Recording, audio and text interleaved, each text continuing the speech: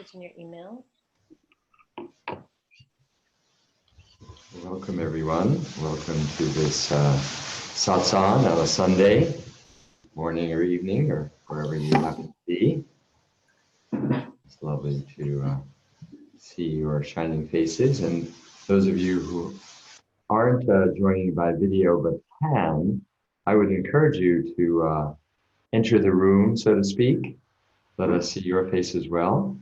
It gives more of a sense of being together in a space.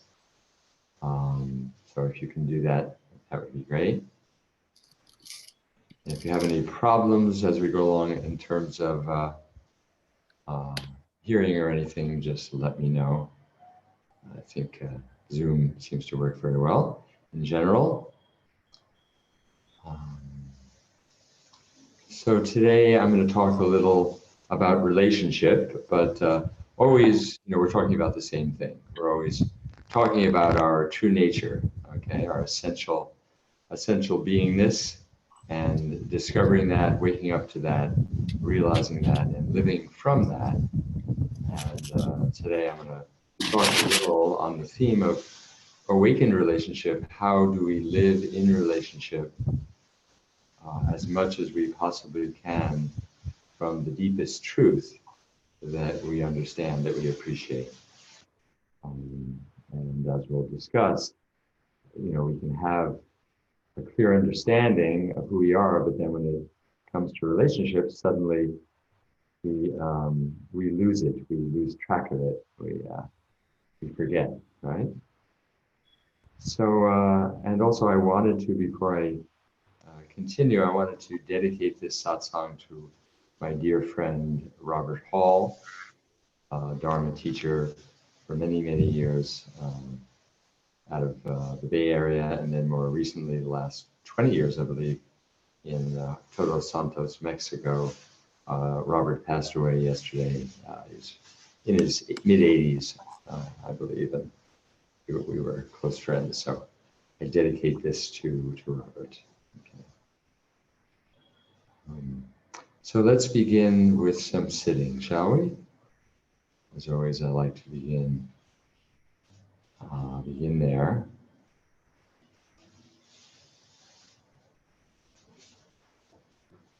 So for the sake of this satsang, put aside your usual meditation technique, whatever that might be, and I'll guide you a little.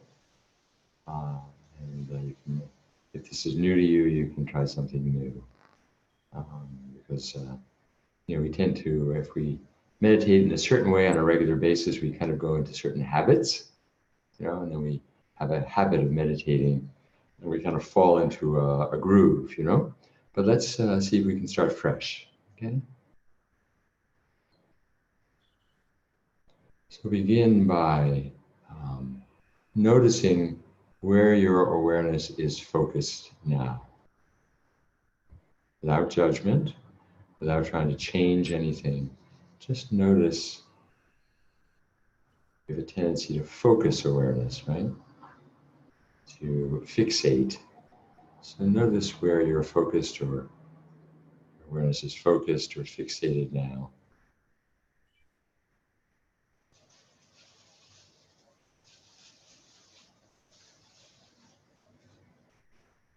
And in the noticing of that, without trying to change anything, just notice that there's an awareness of that.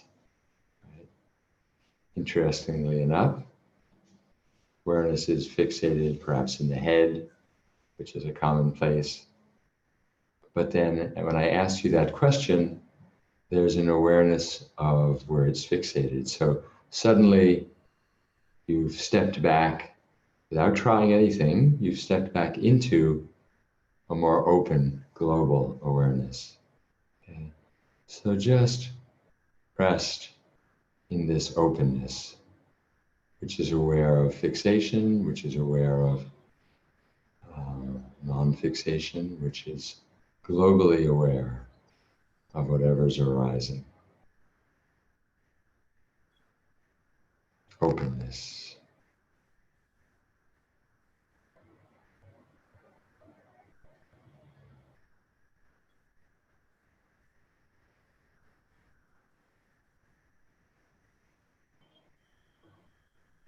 this openness, awareness may fixate and unfixate.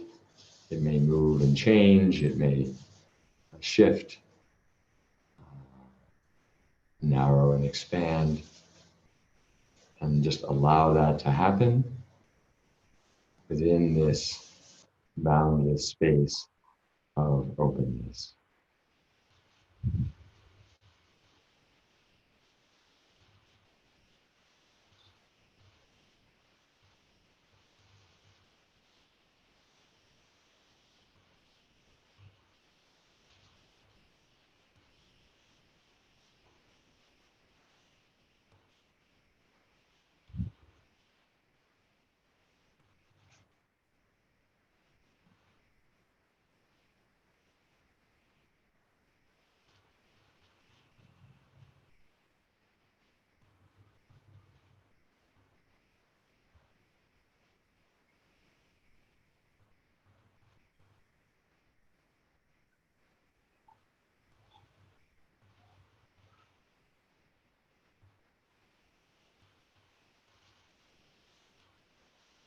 This openness is not something you do or create or make happen.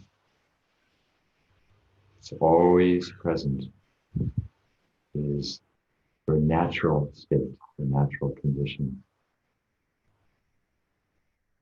from which we stray away constantly when we're fixating or focusing. But our natural state is openness, without boundary, without center.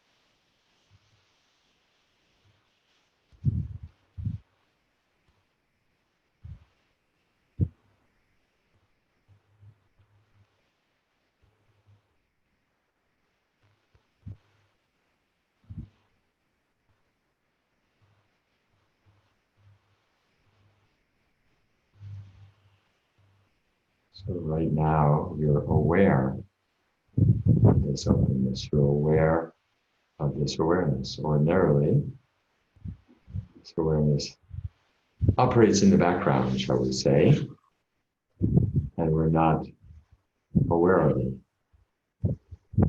Now you're resting knowingly in awareness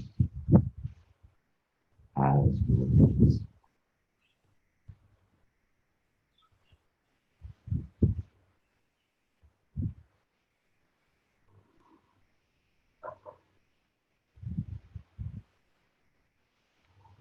And letting everything be the way it is.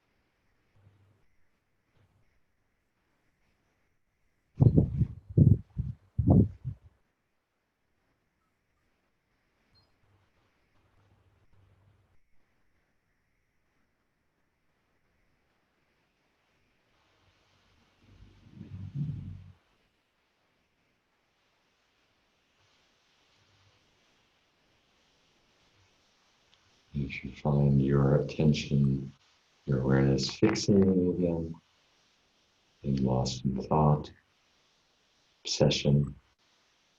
Just notice that, and in the noticing, naturally return to awareness.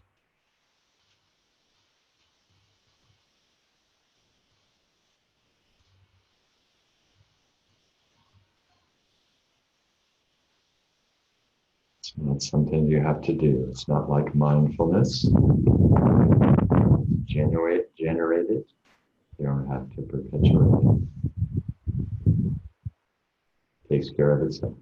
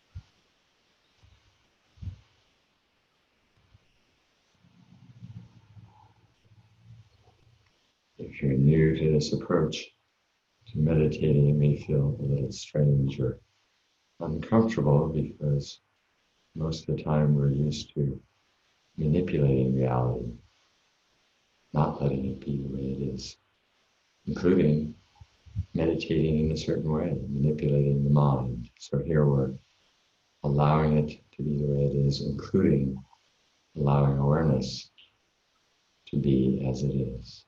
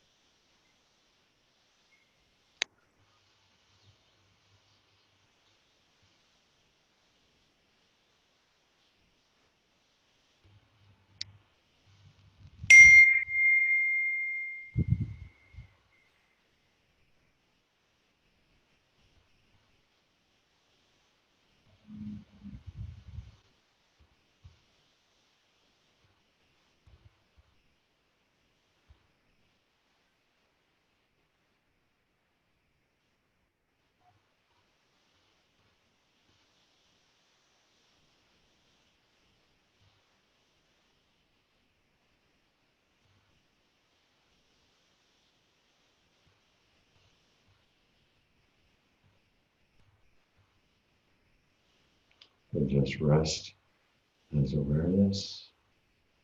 Let everything unfold the way it is, the way it does.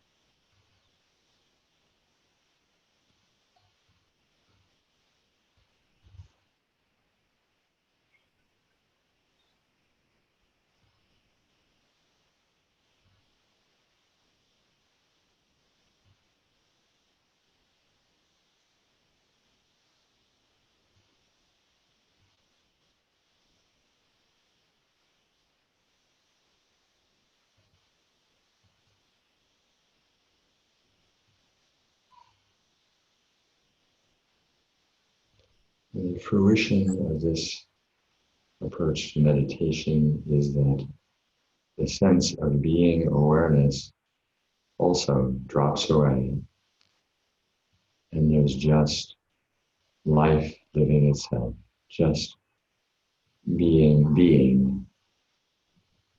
You could say just the non-dual field.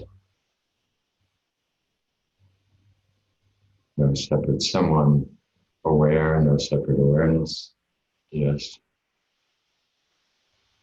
fullness of being. So if that feels right, just rest in the fullness of being.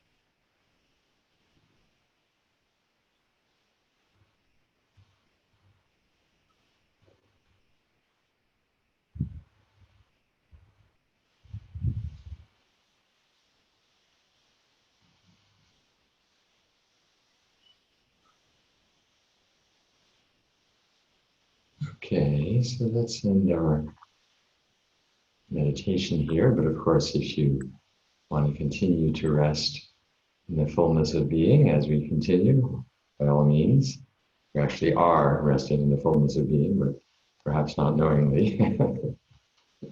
so, um, so anyway, we will talk about relationship, awakened relationship today. And for those of you who are considering taking the course, this will be a kind of a little taste of what we'll be covering. And if you're not, that's totally fine. It'll kind of stand on its own. And of course, it's a very deep and rich subject. We're having a class, 6-week class, starts October 2nd. But we could spend 6 months, 6 years, a lifetime exploring awakened relationship. In fact, that's what I would recommend that we make that our lifetime endeavor. So I'm going to talk a little for maybe 25, 30 minutes, and then we'll open it up for dialogue. And the dialogue doesn't have to be on the topic of the evening, of the morning, but something in the general vicinity of awakening and the non-dual nature of being would be good. Um, so so let me talk a little. At the deepest level, there is no relationship, right? There's only the one without a second. Now, I find in working with people, as students, as clients, that this is often misunderstood, what oneness means. It's one of the points, I think, of these non-dual teachings that is the most misunderstood. Because oneness doesn't mean one undifferentiated glob, and it doesn't mean that every time you see someone you feel merged with them, you know. Um, that's a misunderstanding, and those are just states that come and go. But what it does mean is that when we rest in our true nature, see, one of the things that's become very popular nowadays in teaching non-dualism, teaching Advaita, teaching the direct approach, is to talk about becoming aware of awareness and then resting as awareness, which is all a very very wonderful step in this awakening process. And of course, if we recognize ourselves as awareness, that's a major shift in understanding, an awakening unto itself. But the full realization, which is why it's called non-dual, is the fullness, the recognition of the fullness of what I would call the fullness of being, that there is just the one being expressing itself in myriad forms, life living itself, being unfolding, constantly changing, constantly morphing and moving, and knowing ourselves as that. So when we sit in that, which is what you might call embodied presence, then everything is just a play of the one being that we are, you could say. And so it's not like I am here and you are there and we are one. It's more like everything is this. Everything is this play, sometimes called the Leela, sometimes called, different words. I like non-dual field. It kind of gives a flavor of it. It's kind of impersonal in a way. But it's also something that can be deeply experienced. It's not an abstraction. When you're sitting in presence, fully resting as presence. Presence in its deepest sense, which is why it's a richer word than awareness, for example. Presence has the sense of, a real deep sense of non-dual. There's just being. And when you experientially, when you're resting as presence, there's just the sense of being this play, being this dance. And so there's no separation because there is no self and no other. There's just this. So that's the deepest level, okay?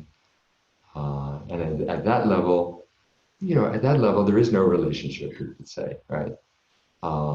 There's just the one dancing, playing, right? Expressing. But of course, most of the time, we don't live in that understanding, fully embodied understanding. Most of the time, even if we've had some awakening, we experience ourselves as a separate person, right, in relationship with others, and to a greater or lesser degree, feel the oneness, but also sense ourselves as being separate people, with separate personalities, separate needs, and at that level, of course, there is relationship. In fact, you could say life is nothing but relationship, not just with people, but with everything, right? We're relating to the trees and the birds and the computer and the desk, right? And the light bulb and the air, right? And the water that we're drinking. That's an ongoing, constant relationship, right? So in that sense, there's this incredibly beautiful dance of relationship. And you could say it goes in and out of no relationship, relationship, no relationship, relationship. If we're really completely one in presence, then there's no relationship. But then we kind of fall out of that. And so we have to acknowledge that. We can't pretend that we're always in the non-dual. So then we come out and we recognize ourselves as separate. See? And of course you can live in embodied non-dual presence as a person with all of your expression and your personality and all of that. But there's never from that place, there's no conflict because there's just flow. There's just constant flow.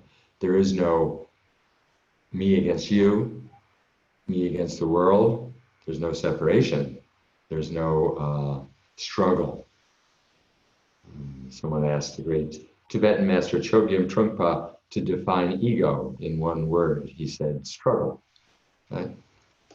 Or as one of my students said, resistance to what is, which I think is as good a definition of ego as you can get, the resistance to what is. When there's struggle, when there's the resistance to what is, of course, there's conflict, there's suffering, there's friction, right? But when we're resting in being, as being, there is no friction, there is no conflict, right? So again, no judgment, that we should always rest in being, we should be one. It's just the noticing of that. We fall in and out, okay? So the more obviously that we can recognize the fullness of being, our nature, our true nature, the more ease and well-being and freedom, peace and happiness we're going to have, right? But again, when we find ourselves experiencing ourselves as separate, which is of course an illusion, right? When we experience ourselves as separate, we're living an illusion. The fact is we're not. The reality is we're not. Oneness or presence or living as being is not a state. It's not an altered state. The altered state is ego. The altered state is separation, right? So we're just coming home, but we stray from home, right? We wander, okay? That's the way it goes. So in relationship from that place of having had some glimpses of our true nature, or maybe just aspiring to have some glimpses. Still, we're trying to live as much as we can with other people in an awakened way, right? How can we bring as much as we understand ourselves, the truth as we understand it, how can we bring that into relationship with others, right? And that's, I would say that's the challenge of awakened relationship. First of all, to wake up as much as we can, and then to live it moment to moment in our relationships, right? Because relationships are the most challenging uh, arena for embodying our awakened understanding. Because of, for a variety of very profound reasons. Uh, because of our conditioning, because of trauma, because of being wounded by people who were close to us, who apparently loved us and may very well have loved us, but perhaps hurt us or gave us the sense that we weren't worthy or lovable, right? And skewed our understanding, right? Distorted our understanding and estranged us from our true nature, right? And so when we get in relationship, particularly, I mean, not so much with the computer, right? Or the tree. In fact, most of us go to trees for unconditional love, right? We don't, it doesn't seem to be a conflictual relationship, or our dogs or cats for the most part, right?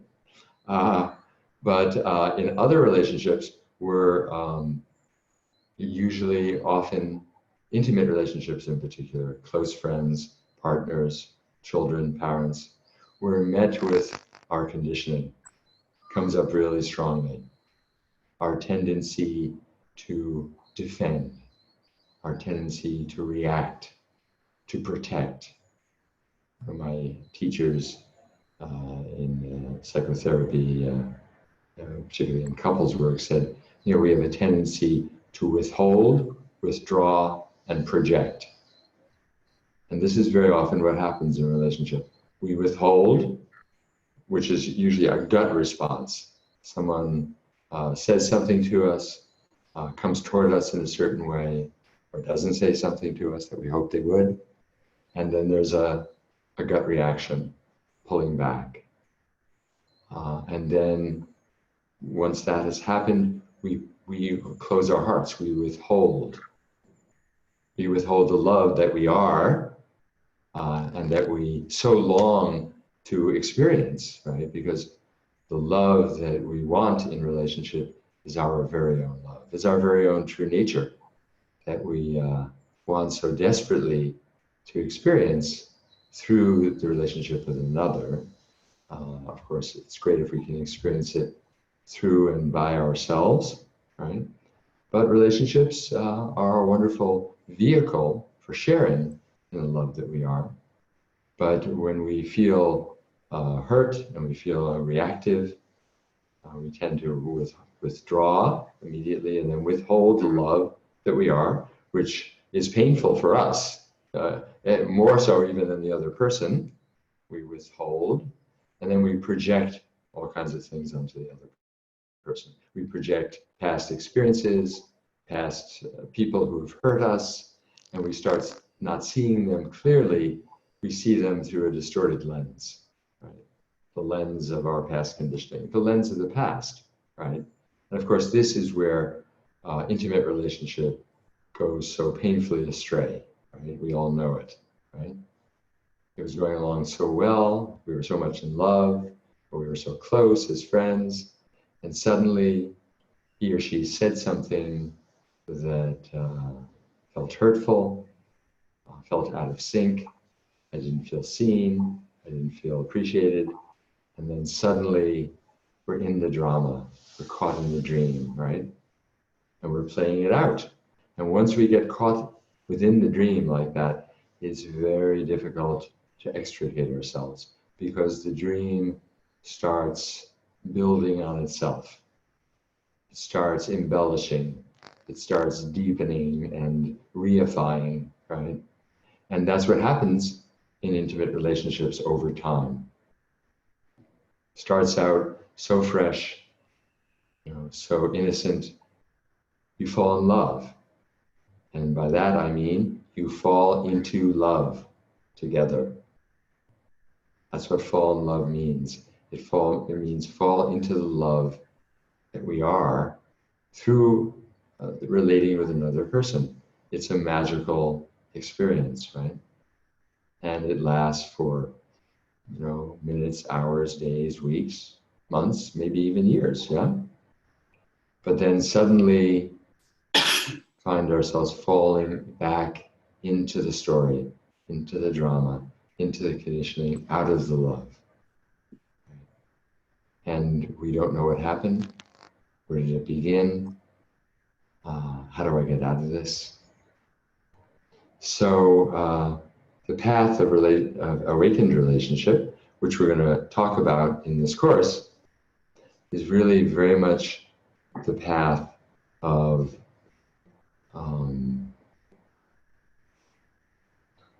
first of all, having the fundamental knowing, even if it's just conceptual or theoretical, that I and my partner are not separate. Right? Fundamentally, essentially, we are one. And that it is possible to experience this in relationship. It is possible to have this level of intimacy, but that the reason we're not having it is my responsibility. Right? How am I cutting off? How am I separating? How am I projecting? How am I closing down? And to work with that. And once we're committed to relationship as a path of deeper and deeper awakening, as a path of examining all the ways that we shut down and close off and cut ourselves off from our essential being, then it becomes a powerful, maybe unparalleled in its power, path for waking up, because intimate relationship will stir up every possible distortion and belief system and identity and attachment that you have, one way or another. And if you really commit to saying, to doing what Byron Katie calls, right, turning the finger back upon yourself, doing the turnaround. It's not about them, it's about me. How am I creating separation? How am I creating reactivity? Where am I getting stuck? What are the old patterns? Because seeing through the old patterns and releasing them, freeing ourselves from them, is what awakening is about. It's great to have that wonderful experience, where you kind of, wow, I am awareness. It's fantastic. Everything is appearing and disappearing in me. It's absolutely wonderful, and it's crucial. It's very important. But then you go back out into your life, and it's the same old, unless you're living from it, right? And what gets in the way of doing that? That's the path. Right? That's the journey of waking up in life, within relationship. So that's why, as a follow-up to the school, I thought awakened relationship was the best topic, because relationship is the proving ground where the rubber hits the road, so to speak. The pedal hits the metal. It's where we really get to examine our patterns. Huh?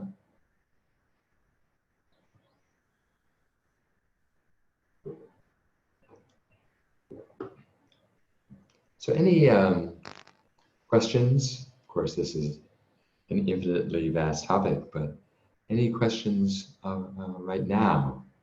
I just kind of given just a brief summary of awakened relationship as a path, you could say. Because in the Tibetan tradition, they talk about the ground, the path, and the fruition. The ground is being, our essential nature, love, light, right? That's the ground. But until that's realized, it doesn't take form in this human life. The path is how does the ground come to fruition in this life? Ground, path, fruition. This is the path I'm talking about. Ground is, there is no relationship, we're all one. The path is through relationship to realize that truth experientially for ourselves with others. Not only when we're alone on our cushion. Whoops, someone just managed to share their screen with us. So very good, thank you. Okay. Okay. So I don't know how that happens, but it does sometimes. Okay. So any questions at this point? You can raise your hand if you want. I can see you. So that is, if you're on the screen, you can see you.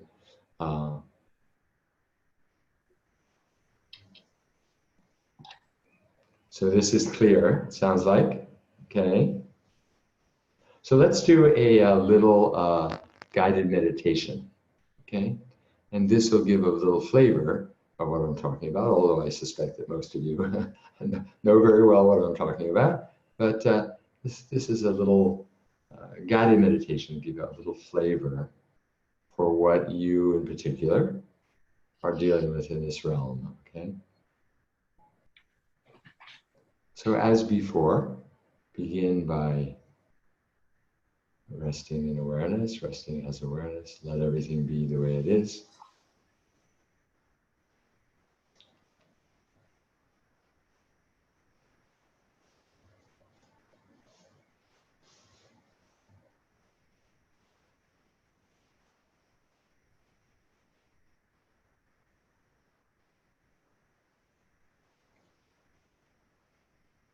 Relax all your doing, thinking, analyzing.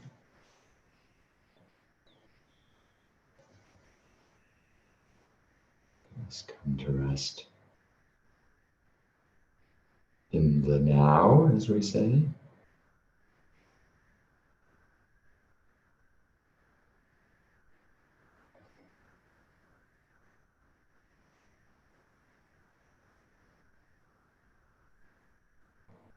Now we're going to do a little guided meditation, visualization. So keeping your eyes closed, or closing them if you haven't already, imagine in front of you, if you're not a visual person, just sense their presence. Imagine your closest, most intimate other. Could be a partner, close friend, child, parent, person, or one of the people you are closest with in this life.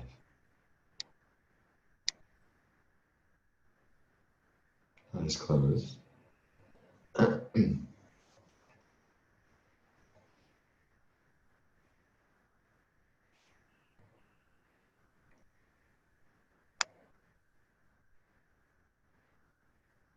And now notice what happens inside of you when you experience them here. Again, may not have a clear image of their face, that's fine. It's just more sensing their presence.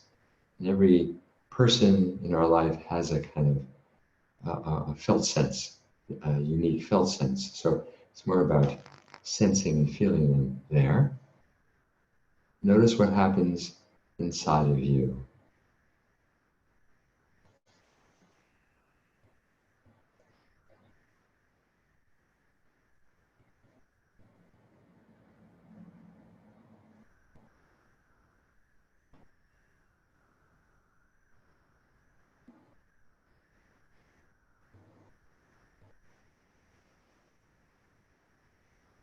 And now imagine or remember a recent interaction that may have been more difficult than usual, or challenging. Maybe there was some conflict, some disagreement.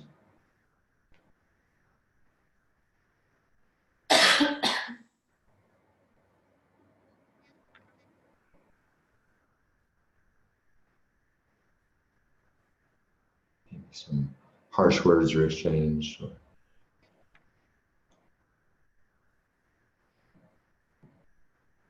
glances.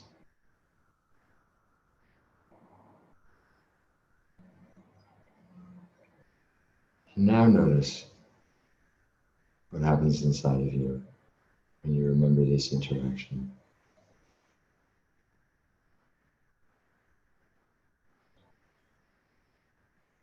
Can you sense a way in which you perhaps distance or withdraw or withhold, as we talked about? Become defensive.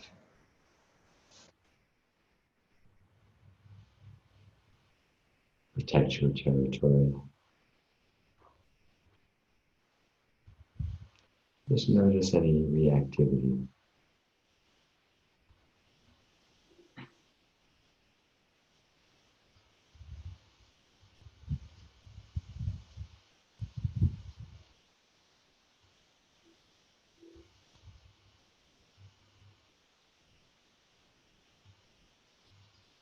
No judgment here, just noticing.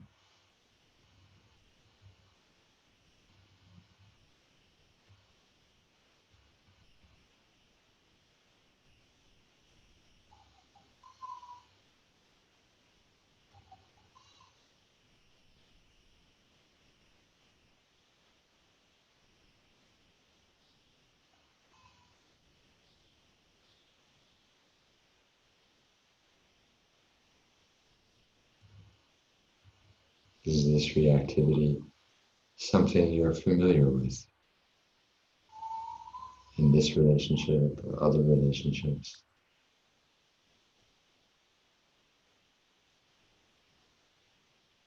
A recurring pattern, perhaps.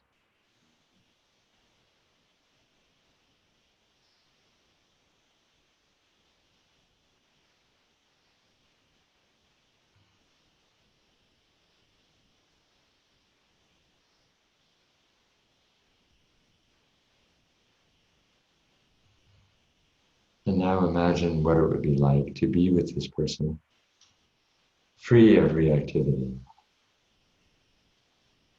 resting as you perhaps can when you sit quietly in being, in awareness. What happens then?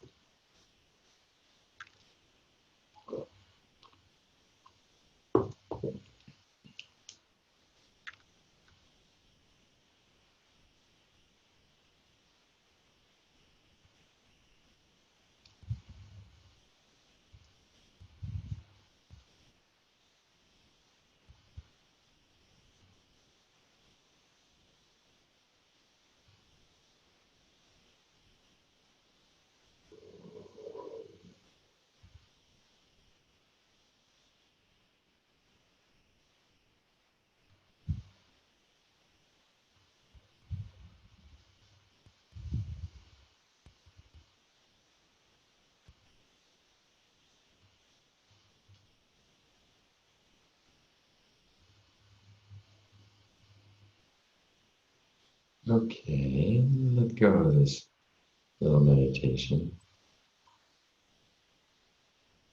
This is a very kind of an abbreviated version, but I'm wondering what you learned from this. Maybe it's familiar territory, or maybe not. Anyone want to share just a little? What did you notice?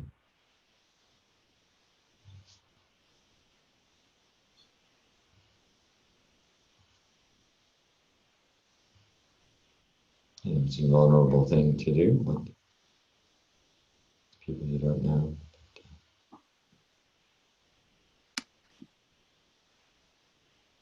A good way to do this on your own is if you have a friend or partner who's willing, is to sit gazing into one another's eyes for 5 or 10 minutes with the intention not of staring or analyzing or burrowing down deep into their soul, but simply with the intention of just being together in a loving and kind and gentle way, and just seeing what arises. It's a beautiful meditation. And it can both bring you very, very close and also stir up what gets in the way of your being very, very close.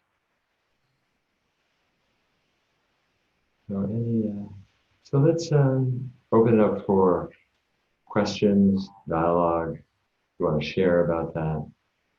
Again, this is just a little flavor. Usually the dialogue will fill things out. But again, this is the subject of this 6 weeks, and I'm sure we'll be quite busy during that time. So, yeah, please go ahead.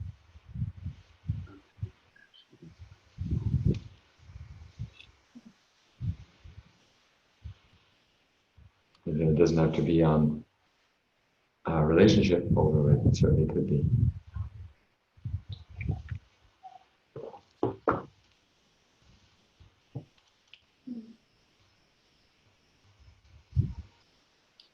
I'll say something. Can you hear me?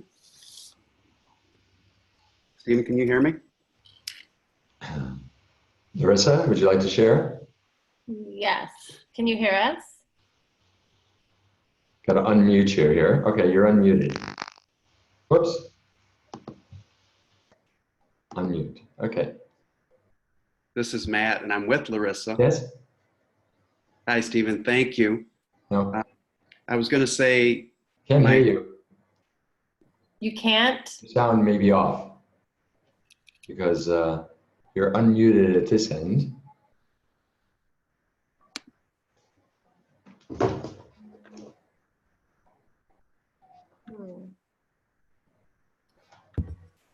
You can hear them. It's strange because can hear I them? can hear Larissa. Oh, okay. Maybe it's my problem. Oh, there it is. I think it is my problem. Okay, please go ahead. Can you? I can hear you now. Sorry about that. I had something plugged in that shouldn't have Matt, been. and I'm with Larissa, Stephen. So Who's this? I was just going to... This is Matt. Oh, hey there. I'm sitting right next to Larissa. Cool. I was going to make a comment and just Yes, say please. that as you were having us remember an experience that drew us into that, I felt how the body and the memory system of the emotions pulls you out of the awareness. Right. And so I was just gonna, and it's very quick. That's right. To pull you out of that. And so I just wanted to make a comment to get the dialogue started. That's very true. It's very quick and often very visceral. It's especially strong when there's been trauma. When there's been trauma, you can be pulled into a whole nother worldview. It's like being pulled into a whole nother reality. But we've all experienced trauma to some degree. So any painful experience is to a certain degree traumatic. So yes, it's very visceral. Of course, when we say body, we really mean nervous system. This is really ingrained in the nervous system, in the brain. And it can be very sudden, can it? Like out of nowhere, you feel very spacious, you feel very awake, you feel very calm and peaceful, and suddenly, wow, you're caught in a pattern, right? So it's not something that happens overnight, but more and more awareness is the key. Loving awareness, compassionate awareness. Yeah. Oops. Thank you. Okay. Yeah. And it's something you can work with, of course. But I think being with it, really being willing to be with it, because in this non-dual world that we're all kind of swimming in, these non-dual teachings have become very popular. There can be a tendency to kind of bypass, right? We've all heard this. And so bypassing, means that splitting off, really. I have these difficult feelings, but I really don't want to acknowledge them. They really disturb me, and I'd rather hang out in my peace, and not deal with them. That's bypassing, right? So the approach that I teach and practice is to be with what's arising, particularly when it's difficult and painful, to turn toward, to embrace, to welcome, right? So that's a little more on how to work with it. So thanks, great question. Yeah. Stephen? Yes, Hi. Sabine? Yeah, hi. It was wonderful. I mean, I just realized I had a quarrel with my husband, and it's exactly that pattern, you know, the trauma and my previous hurt was nothing to do with him, actually. But when I remember in one of your meditation, you said when you recognize your pattern, you make friend with them, right? How would that Yes, yes. look like? You're making friends with your patterns. Yes, yes. Right. So, but I always was wondering, how does it work? How does making friends work? Yeah. I'm Well, sorry. making friends may be a tall order at this point. Mm-hmm. So I would say let's just begin with something more doable, which is to, rather than turning away, trying to avoid, reject, push away, is to turn toward. And this is turning toward, it's very tricky. This is a very tricky movement here, because usually with this kind of reactivity, we either indulge it, Mm-hmm. in which case we're identified with it, right? And we're acting it out unconsciously, or we push it away. We try to ignore it. We deny that it exists. We bypass it. So this movement that I'm recommending here is, unfamiliar often, which is to turn toward it but not indulge it. It's as if, and here's that friend analogy again. It's as if there's a part of you that's having this reaction, and you want this part to know that you're there to listen. You know what I mean? And Yep. of course, there is psychological work that works with parts, right? Mm-hmm. Different parts, different approaches work with parts. Inner child work is an example of that. So, you want this part of you to know that you're there, and in a kind, compassionate way, to listen, to give it space to express itself, not to act out as much as you can avoid, but to just express itself. And so you're willing to listen. To acknowledge it. To acknowledge it, exactly. And that might not be making friends with it at first. You still have to have some resistance to it, of course. Mm-hmm. That's very natural. But this is the movement in that direction. Mm-hmm. Thanks. Yeah, does that make sense? Yeah. Yeah, very much. Mm-hmm. Yeah, good. Yeah. Okay, Louise, you had, and then Noriko after Louise. Okay, thank you. Okay. Hi, Stephen. Can you hear me? Hey, Louise. Yes, good to see you. Hi. Yeah, so I actually was hoping to speak with you tomorrow about this because it's very fresh, but I figure I'd share right now and maybe We'll talk more tomorrow. Yeah. Yeah. But so this goes back to the guy at the dojo that is kind of a button pusher for me. Okay. And so I feel like this is a case where, like, I've done some asking around, and I think, like, I feel like I'm relating with someone who is doing the spiritual bypassing, actually. I feel like this is what's happening on their end. Like I feel like I'm relating with someone who has kind of it's kind of actually like my old teacher at my first dojo. They have this sense that they're this character and they're relating to me from that standpoint, and I can see that that's happening. And I could see on my end, like, oh, this is stirring up feelings of anger, grief of not being seen, being objectified and whatnot. So I had an encounter with this person a couple nights ago where I basically confronted them, in a very in a very straightforward way. I was like, what are you feeling when you relate to me? Do you feel, because I'm picking up all kinds of pretty nasty feelings, you know? And they were like, no, I don't feel any of those things. And so it was almost a little bit like gaslighting, you know? It's like, oh, it's all on your end. If you trained more, then you wouldn't have that problem. He actually said that to me. He's like, if you spend some more time working on yourself, you wouldn't have that issue. Right. And I asked around other people, and they're like, oh yeah, no, that, like, don't work with that person.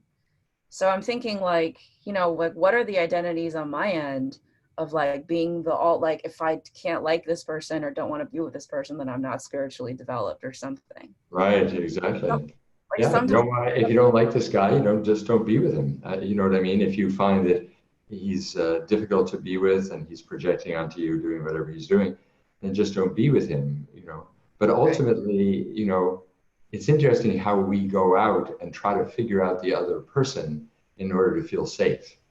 right, You know, and really how he is not your business.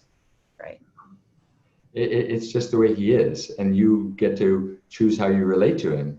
You know, right. you know, confronting him and how he is. I mean, he probably doesn't know what he's feeling. You I know, don't think that's the reality. You know, and he's being honest with you. You know, he doesn't feel those things.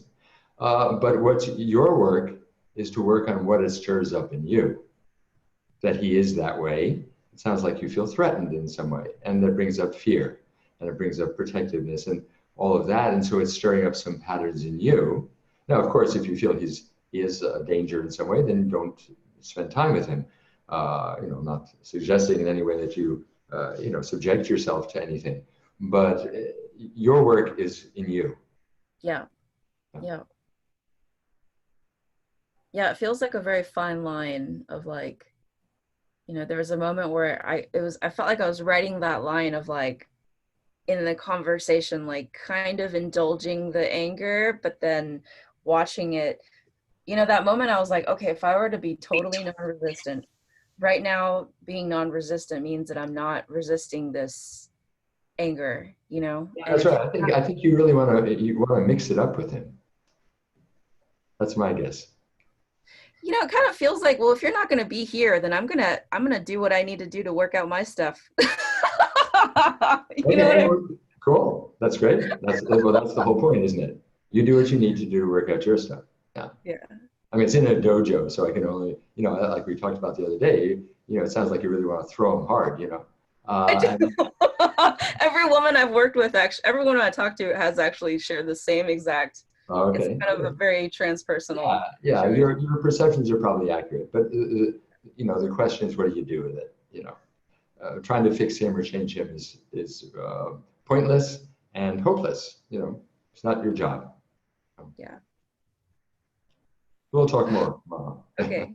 Okay. Thank you. Thank you, Louise. Yeah. Okay. Yeah, it's funny how we, you know, we're particularly with someone we're close to, of course, that we live with or, you know, have very close relationships with. We tend to get into their business, right? Because we somehow, for us to feel safe or good or comfortable or fulfilled, we need them to be different than the way they are. And of course, you know, Byron Katie's work addresses this at great length. This is one of the things she's so skillful at working with. You know, that's not our job, you know. And by and large, you know, as Katie says, you know, you can spend days and days trying to get a cat to bark and it'll just look up at you and say meow, you know. And that's how it is with other people, you know. They're just going to do what they do. I mean, sometimes they'll change, but I wouldn't count on it. So, Noriko, are you in Japan, Noriko? Yes? Let me unmute you. I think I saw that you were, yeah, you're unmuted now. You're in Japan? No, Okay. no, actually I'm in the USA now, but I'm originally from You're from Japan because I saw your address was from Japan. Yeah, well, great. Lovely to have you. Yeah. you. So please excuse my English, but Oh, it's fine. Can you talk a little louder though? okay. So That's better. Great. Thank you. good.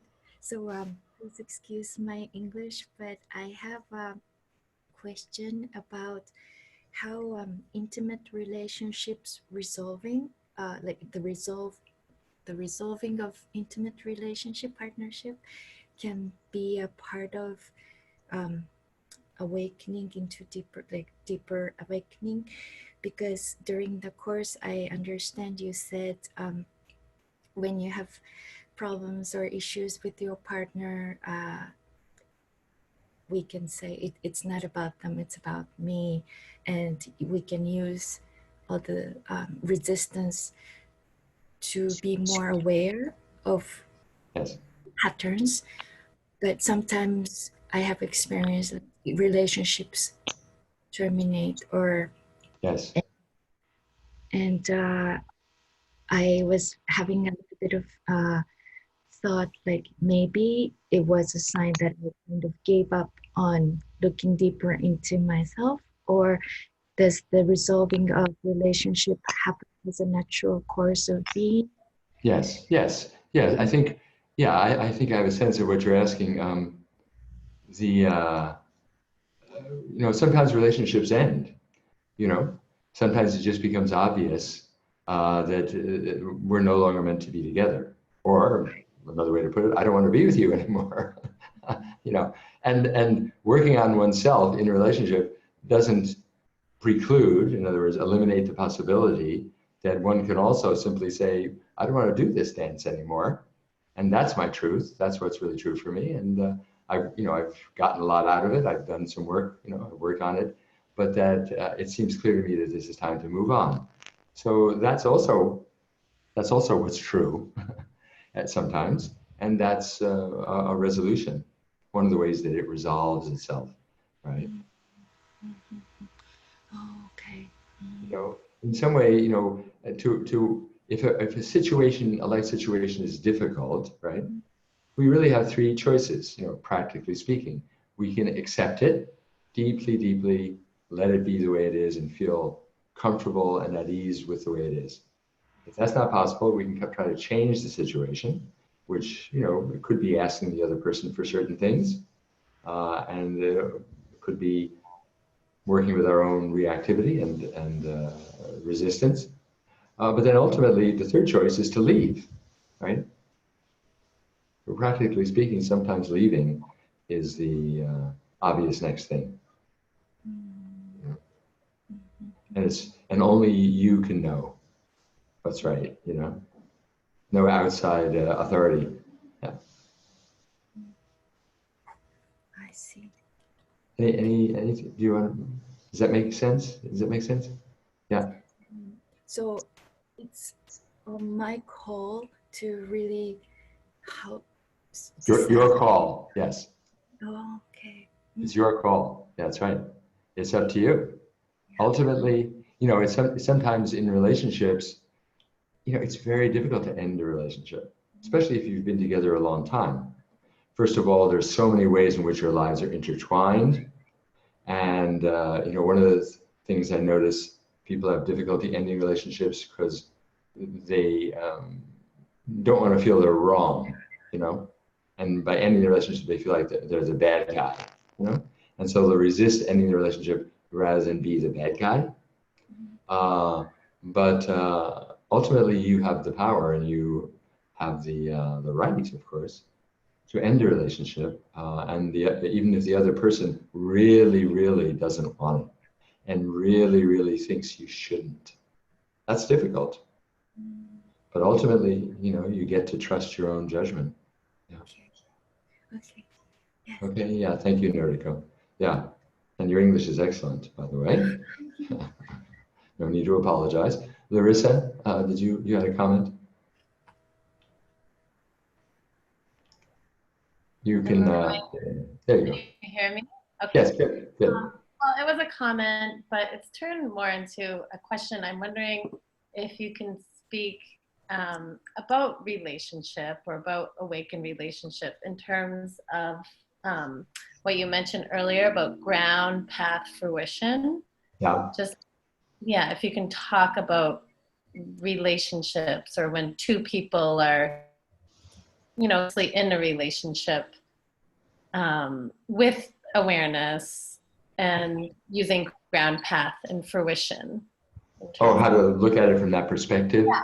Mm-hmm. Well, I think the way to look at it from that perspective is the ground is that you and your partner are one.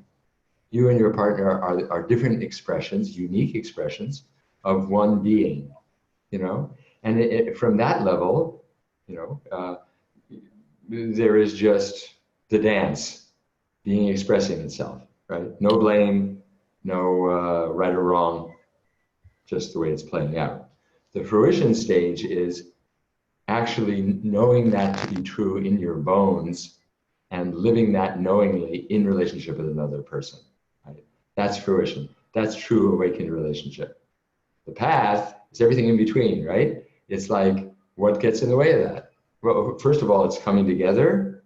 It's meeting in that place, which is often where we meet in the beginning of a relationship, even relationships that subsequently become dysfunctional in so many ways may begin with that intimation of oneness, right?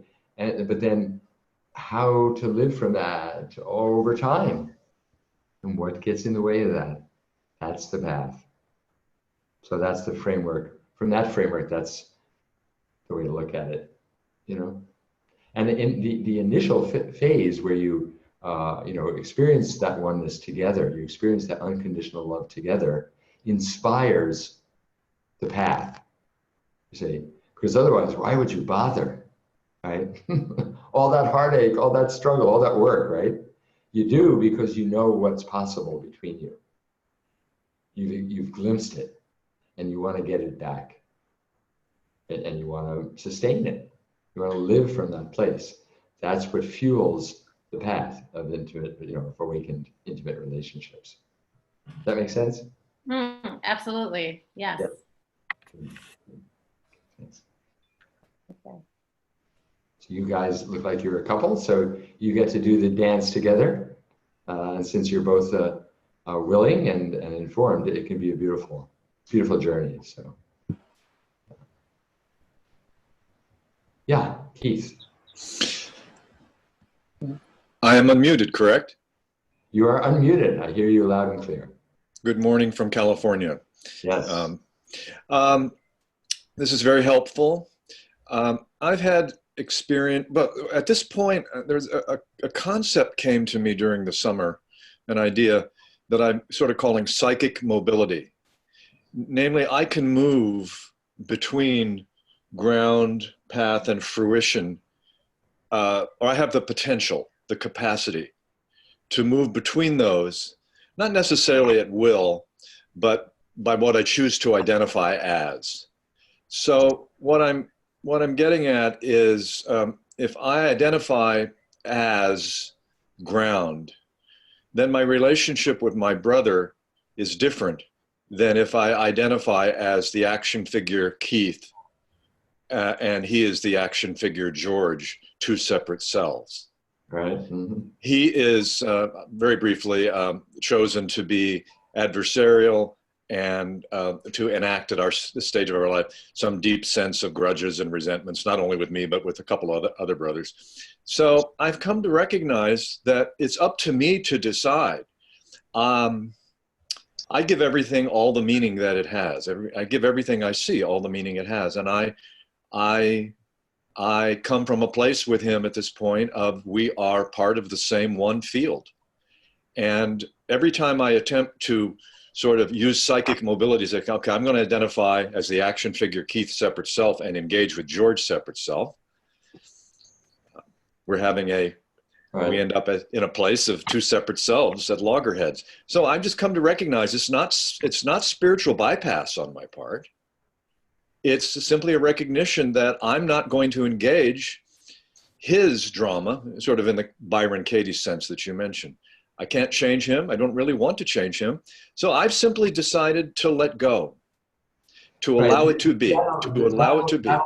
The thing is, that strategy will only take you so far. See, what you call psychic mobility is a strategy of the separate self. It's a strategy of the ego. As strategies go, it's probably a good one, you know, but it's not moving from ground path to fruition. It's just it's a conceptual strategy. And if it works, great. But just to be clear that it's not moving from ground to path to fruition. Well, it's not a it's not, I get what you're saying. It's not something I engage as a strategy. It's an awareness that I can choose to, well, I put it this way. I have, one of my sort of practices is to, there'll be times when I feel angry, ashamed, embarrassed, and I'm very identified as Keith. And I actually play with allowing that to be that way. Mm. And then I also sit as awareness and realize that is coming and going as much as thoughts are coming and going, feelings are coming and going. Okay. So it's not that it's not as a strategy, oh, I'm going to use psychic mobility to step back. It's the awareness that he and other, 99% of the people I'm going to meet every day identify as a separate self. And I've had some understanding of the way in which that's not so. Right. So yes, what so it's as much as you can rest as awareness or rest as being. Yes, absolutely. I mean, so it really comes down to, apart from the psychic mobility phrase that I've sort of given that, I don't mean to suggest that I have some capacity to play between the big and the small. It's just more that I'm choosing now to recognize the invitation that I'm being given to debate with him, engage with him as a separate self, to separate being. And I realize I'm not that separate self. You're not accepting the invitation. I'm not accepting the invitation in that sense. Occasionally I feel some sadness and loss for my brother. Other times I say, he's not gone, he's right here. He's another object in my field. And so what it really comes down to, I choose not to initiate, to engage. And then when he engages with me from that place, I allow it to be, and I maybe will acknowledge it. So there is the opportunity that you're being given to look at your reactivity and to not indulge. Yeah. That's it. Absolutely. That's it. Yeah. Yeah. And there's your brother being your teacher in that regard, right? Very much so. Right. Right. Good. Okay. Thank you. Yeah. Yeah. No, absolutely. As much as possible to rest in awareness, rest in being, and the reactivity, the strong feelings are just arising and passing away in who we are, in awareness, right? In the non-dual field. So really, again, coming back to the ground and to the beginning of the evening is really, or the morning is about more and more knowing ourselves to be being itself. The more that we rest as being, as awareness, and allow things to come and go, the less involved we are in the drama, the less separation there is, and the more harmony with our intimate others. Yeah. So in that sense, it's very simple, but not so easy, right? Yeah. Yes, Mauricio, is that your son there? Yeah, that's my son. Yes. Hey there, what's his name? Benny. Hey, Benny. He's not listening because I'm here, but. Oh, right, okay. Cool. So, just a question, which is, it's interesting because on one hand, we are all one. Yeah. On the one hand. Yes, and on the other hand, there is cultivation of healthy boundaries. That's true. That's true. That's right. Yeah, we'll get into that in great detail in the course, for sure, which I know you're going to be taking. Yes. But yes, that's right. And again, it's similar to what I said to Noriko. Sometimes we just say no. Yes. And no is the answer, simply, and that's the right answer, And letting things be as they are. It also means letting the no be a no, right? Mm. So in the boundarylessness of who we are, boundaries arise. Oh, that's good. Yeah, so to honor the boundaries, absolutely. Boundaries are very important. Again, we're not just one undifferentiated mass. There's you and there's me. and sometimes I need to do my thing, and then you need to do yours, and we're separate and different in that way. And you know, you're over there and I'm over here, and I don't want you over here. Yeah. Yeah, psychically or physically. Yeah. That makes sense? Yeah. Yeah, absolutely. Thank Right. you. Yeah, no, absolutely. And we'll get into that. We'll play with that. I think that's a very deep topic. That's great. Yeah, Larissa, you see our classes during the weekday. Yeah. No, thank you. Larissa asked about the timing of the classes. Yeah, you know, it's challenging because you're saying that you're a school teacher and you can't come to a class in the middle of the day, in the morning or wherever it is. And that's true. And unfortunately, people in Europe, where I am now, you know, it's 7 o'clock after 7:15. So this is the closest, you know, we can get to one that works. And it's worked in the past. I've done it the last few years for the school, but I understand that it does exclude someone. So I apologize about that. I'm thinking next time maybe making it a little earlier, so it starts 8 a.m. So those who can go to work a little bit later can make it 8 to 10 on the West Coast, but middle of the day still on the East Coast. So let me make a comment, Stefan, yeah. because even at school, like even not participating in the class and watching it later was great. Oh yeah, you did that Yeah. for the school, part of the school. Yes, and I'm intending like for this program I will just be able to attend half of it, but right. I just want to make my statement on that. Appreciate that. Yeah, and if you need to attend, you know, and just watch the recordings, if you have questions, I'd be happy to answer your questions as well outside of the group. Yeah, Mauricio is in Brazil, you see, and so you know, people are in different places. But yeah, thanks for that, Larissa. Appreciate it.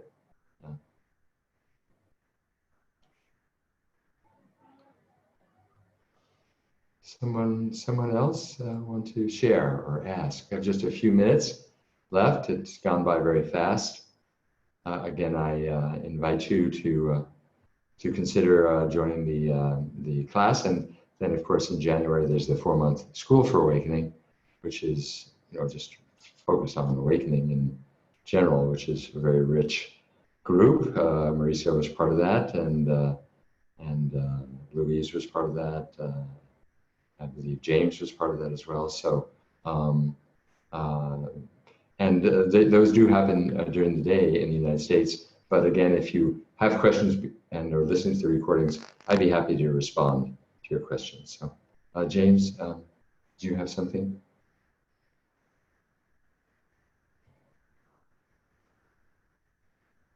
Yeah. Okay. I just unmuted you. Great, thanks. Hi, Stephen. Hey, I really appreciate. Can you make yourself a little louder? You know, I can get closer. Yeah. Is that better? Okay. I really appreciate the distinction, what you're talking about, the ground. And what I saw, like when we did a little exercise, I couldn't think of anything with Karen, you know, that we get into stuff. But what I do see is that we are very different, you know, in terms of how we do things, you know. And if anything, that's what gets me is, you know, oh, wish you would be a little chill, or, you know, whatever. Right. How do you we know, and then, you know, I wish James would be more organized, or whatever it is, you know. Can you say something about that, about those? Because I mean, just the thinking about that we are the same one, but we're very different. That's right. That's the dance. And that could be really celebrated. Absolutely. Okay, celebrate it. Yeah. Well, I do. I mean, Karen's very different than anyone I've ever been with, and that's a good thing, you know. Yeah, absolutely. We are very different, and of course, you know, there's a famous Zen metaphor. Suzuki Roshi used to like to use this a lot. It's like he used to say, you know, particularly in a place like Tassajara, you know, or the Zen Center in San Francisco, everyone's living in close quarters. He says, like, I guess they do this in Japan, like putting a bunch of potatoes in a tumbler, and you rotate the tumbler, and all the rough edges get knocked off, you know, and you smooth yourself out. So the differences cause us to really face our places where we're challenged, and reactive. And so in that way, it's great. It's a yeast. It's enlivening, but it also brings us qualities that we wouldn't have otherwise, which enriches us enormously. We're often attracted to people who are very different from us, actually. And then, of course, we complain later. Well, on the other hand, I've been with people who are very much like me, and that's been a problem too. Right, I'm here more. There's not enough. It's not lively enough. Yeah. So anyway, I appreciate that distinction. Yeah. Well, great. Thanks, James. Maybe you and Karen can join this class, perhaps. Yeah. It'd be fun if you did it together. But the couples get a discount, Oh, cool. Yeah. Check it out. Thanks. Yeah, thank you, James. Yeah. Okay, folks, anyone else before we're done? I think we're just about at the edge, at the end here. Again, lovely to see all your beautiful, shiny faces. If you have any questions about the class or the school or anything else, feel free to email me, and it's been great to share this time with you. Okay, thank you. Thank you so much. Namaste. Namaste.